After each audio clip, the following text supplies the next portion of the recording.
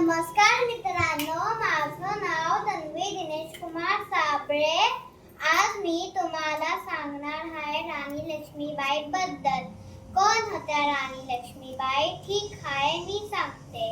राणी लक्ष्मीबाई आपल्या झाशीच्या राणी होत्या. राणी लक्ष्मीबाई झाशीकडे राहत होत्या. राणी लक्ष्मीबाईला प्रेमाने बोलत होत्या मनू. राणी लक्ष्मीबाईकडे होता घोडा, तलवार. राणी लक्ष्मीबाई घोड्यावर बसून हातात तलवार घेऊन शत्रूंशी लढाई करायची. राणी लक्ष्मीबाई रोज बोलायची, मैं मेरे झाशी को दूंगी नहीं, म्हणजे मी माझी झाशी देणार नाही. तर मित्रांनो, आपण पण राणी लक्ष्मीबाई सारखं